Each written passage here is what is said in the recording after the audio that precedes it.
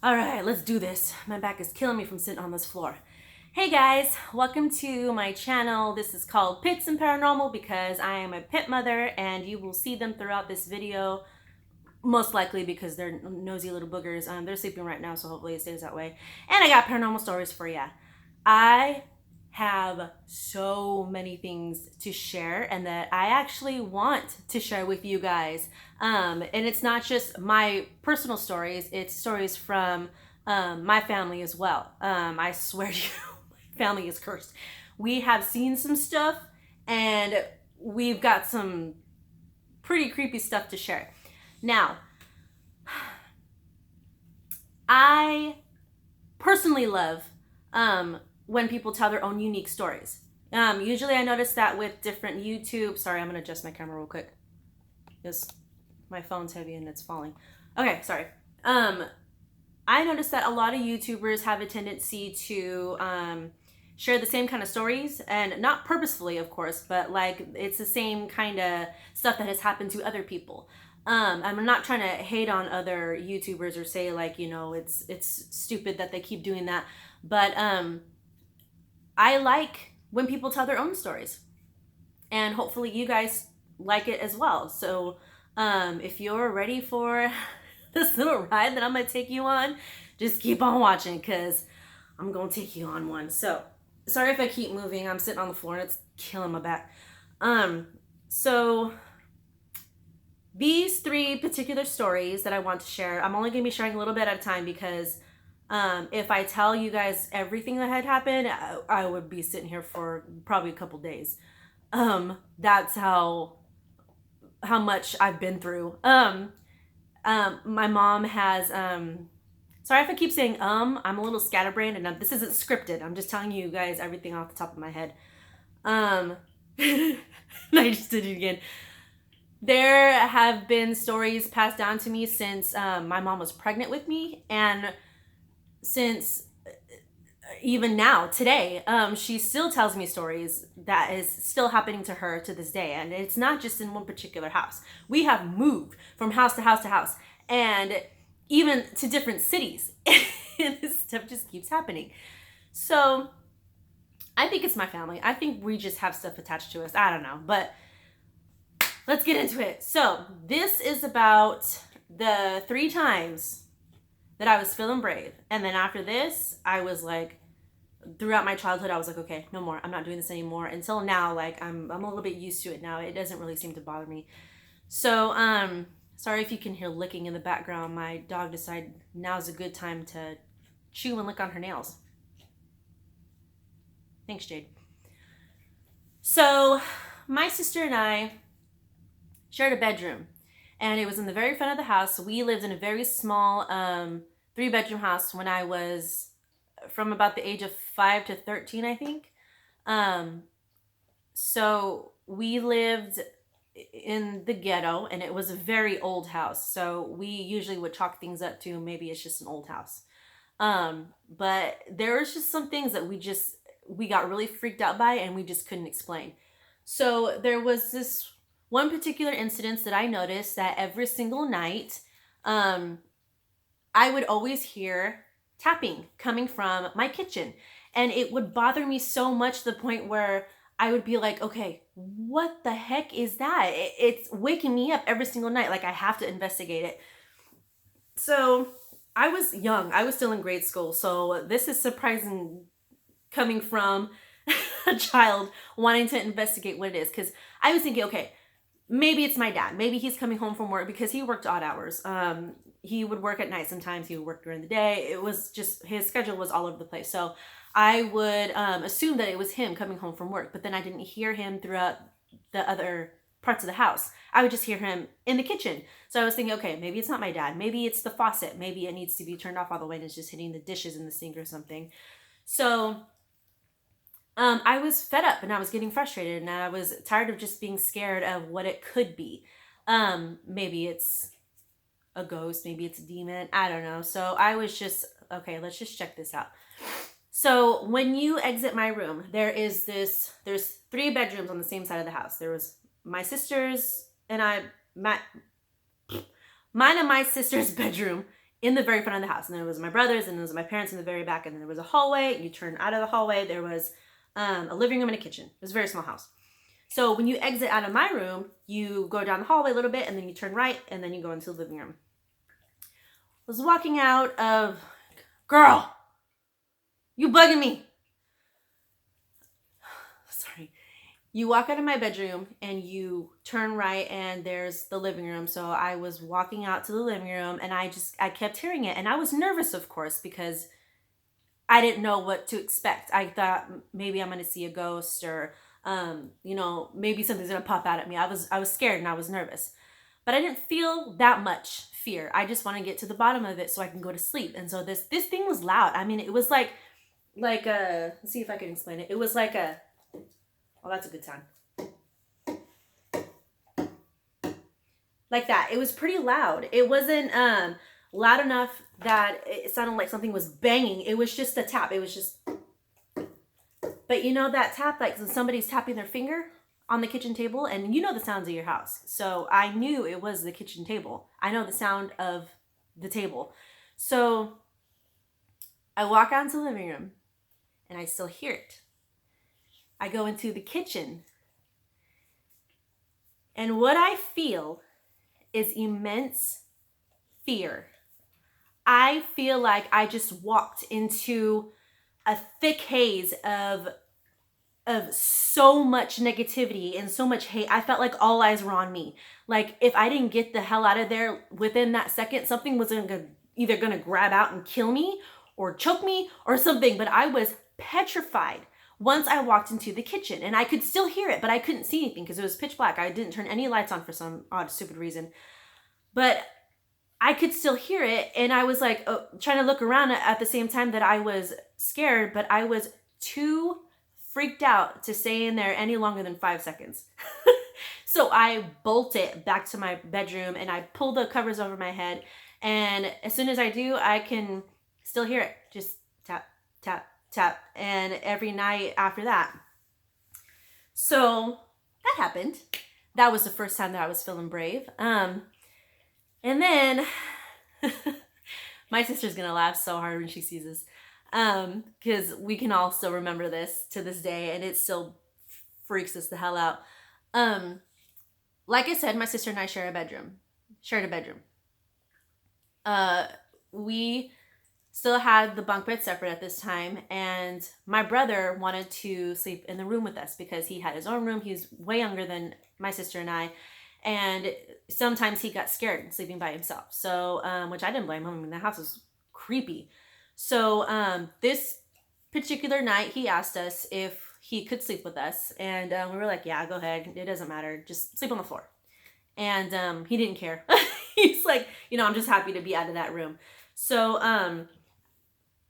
I was having a hard time sleeping that night, and for some odd reason, and then I heard my sister crying, and I was thinking, okay, maybe she just, had a bad dream or something, or maybe she can hear something in the house that's creeping her out. Second part was right. So I go over to her bed, and I'm like, hey, what's going on? Are you okay? And she's like, there's something crawling on the floor. And I look down, and I'm like, yeah, that's Artie's on the floor. Maybe you heard him moving. And I didn't hear anything. I was laying in the same room as she was, and I didn't hear anything, and I was still awake. I didn't hear a thing. And as soon as I said, yeah, that's Artie, she's like, no, listen. So I'm sitting there, and I'm listening. Maybe about 3 seconds later, I can hear it. And it sounds like somebody is army crawling on the floor. So I'm thinking, okay, maybe it is RJ. Maybe I just can't see that well, because I've been blind since I can remember, since I was in kindergarten. I've always needed glasses. My vision isn't that great. I'm not blind, but my vision is just horrible. So I tell RJ, I wake him up and I say, hey, you need to come up on the bed with us. And he's like delirious. He's like, oh, okay. So he comes up on the bed with us, and I tell them both. I tell my sister, you need to stop crying and just listen. And I tell the same thing to RJ, just be quiet and listen. So we're all listening, and we can still hear it. Just somebody crawling all over the floor. Like they just got wounded in the leg or something, and they can't walk. So they're just crawling, struggling. And you know the sound. It sounds when somebody is trying to walk on carpet or like drag their feet or drag themselves across the carpet, like you know that sound, you know what it sounds like. So I'm thinking, okay, maybe it's a mouse. Maybe we have a mouse in here. So I'm like looking around and like trying to figure out, you know, what the hell it could be. And there's nothing. I can't see anything. I can just hear it. And it's a distinct sound. So I don't think of anything else other than somebody is crawling on the floor. So I decide to be brave because I am the oldest sibling, and turn the light on. So I hop out of bed. And when I say hop, I mean like jump, like pole vault myself from the bed to the wall. I jump really high because I don't want to step on whatever's demon or whatnot is on the floor. So I jump out of bed and flip the switch on. And as soon as I do, silence. I don't hear anything else. And my siblings are sitting on the bed just like petrified, just like holding themselves like, what was that? And we're all just like, we don't know what to do. And I honestly can't remember what we did after that. I don't remember if we woke up our mom, and my mom doesn't even remember if we woke her up and told her about it. All she knows is that we told her about it some other time after that. So yeah, that happened. That's story number 2. And I'm getting goosebumps because that was horrifying to hear something like that and not see anything. So story number 3, which this is what got me intrigued into creepy dolls. I don't know why, but for some reason, whenever people experience creepy stuff or have seen something creepy, they're more intrigued and they want to live it again, or they just want to keep seeing it or whatnot. And I noticed that it's a consistent pattern. But anyways, when my sister and I were younger, my great grandmother liked to give us dolls, porcelain dolls, or not even porcelain, like these lifelike little dolls, and we loved them. She would either give them to us for our birthday or for Christmas, or you know, something, a special occasion, and we loved them. They were these beautiful handmade dolls, and sometimes she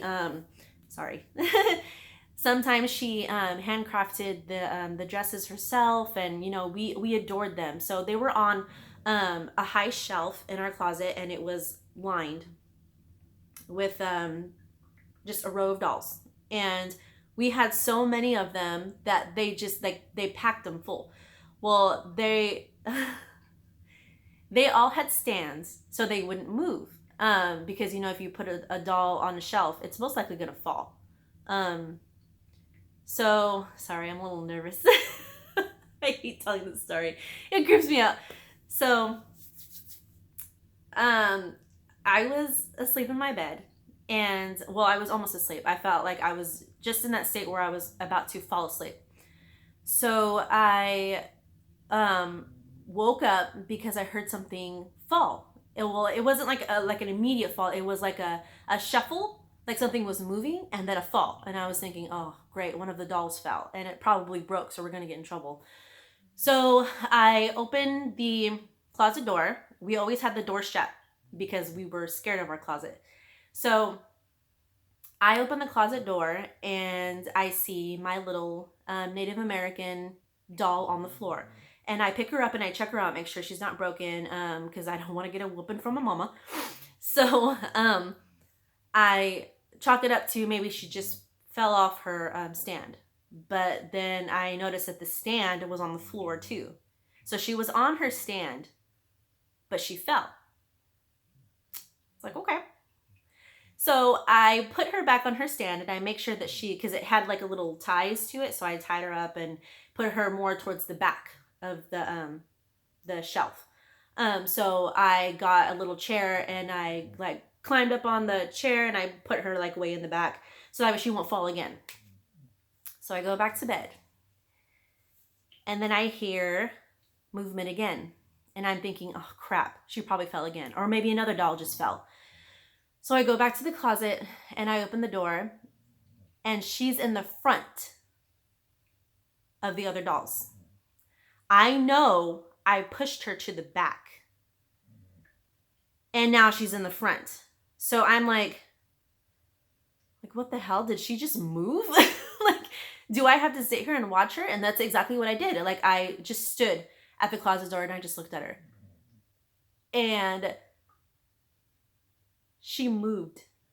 She scooted forward right in front of me, right in front of my face. She was here, and then she went, and I even heard the noise of the stand. It came forward. I was like, what do I do? I was like, oh my God, okay, I just saw that. So I back away slowly, not really knowing, not keeping my eyes off of her. I'm just like watching her, like to see if she's gonna do it again. And she doesn't move again. But I know I saw it and I know I heard it. So I am petrified. So I slammed the, the door shut and I hop back into bed and I'm like not able to move. Like I'm sweating. My heart is pounding out of my chest and I'm just laying there listening to see if I can hear anything else. And I don't hear anything else. It's like, she's just like, okay, well, she's not going to pay attention to me. So I'm just going to be still. Oh my God. I was so scared of my dogs after that. And there was a couple times where me and my sister and I saw them move during times other than that. So that's a story for later. So those were my 3 stories of when I was feeling brave. I really hope you guys enjoyed them because I love telling them. Give this video a thumbs up if you like it. If you don't like it, give it a thumbs down or just don't even watch it. Or don't watch my other shows. Please don't leave me a nasty comment. This is my first time ever making a YouTube channel. This is my first time in front of a camera. This is my first time talking to a camera, talking to myself, and it's kind of weird. So yeah, I have plenty more to tell once my family gets back to me with their other stories and my personal stories. So yeah, tune in for the next one. Bye guys!